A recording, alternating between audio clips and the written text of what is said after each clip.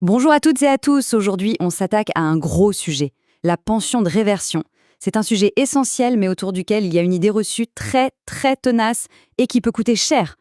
La fameuse question que beaucoup de monde se pose.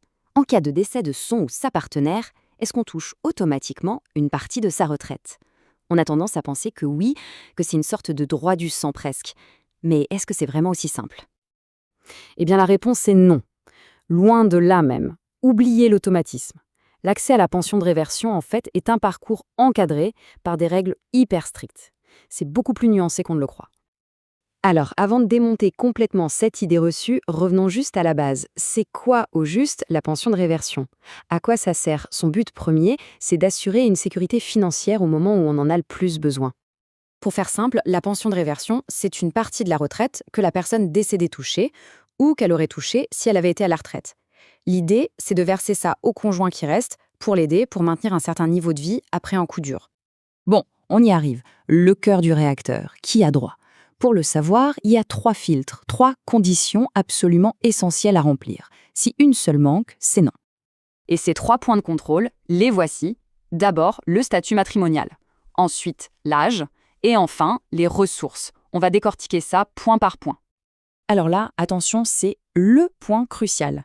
Celui qui prend beaucoup de monde de court. Seul le mariage, et j'insiste bien, seul le mariage ouvre le droit à la pension de réversion. Le PACS ou le concubinage, même après 20 ans de vie commune, eh bien non, ça ne compte pas pour cette prestation. C'est une distinction qui est fondamentale. Ok, mais alors, que se passe-t-il s'il y a eu divorce et remariage? C'est une bonne question. Eh bien, le système prévoit un partage.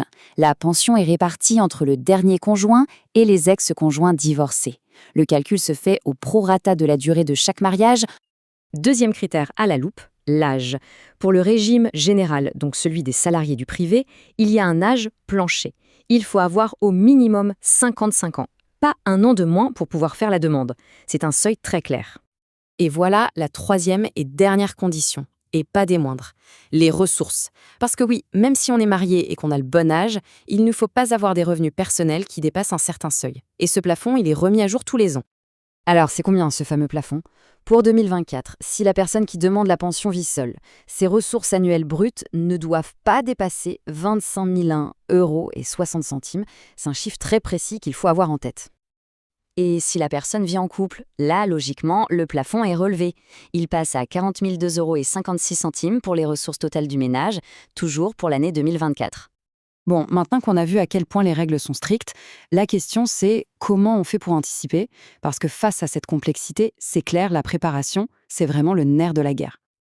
En gros, il y a 3 bons réflexes à avoir. Le premier, s'informer, creuser, connaître sa situation personnelle et ses droits.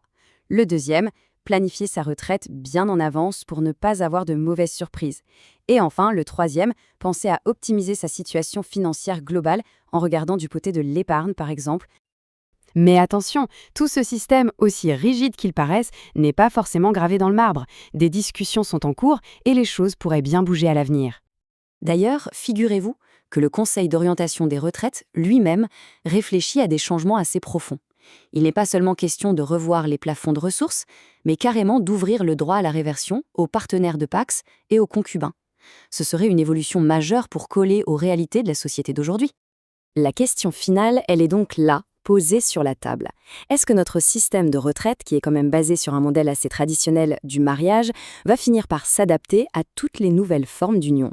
Le débat est ouvert et c'est un dossier qu'il va falloir suivre de très près.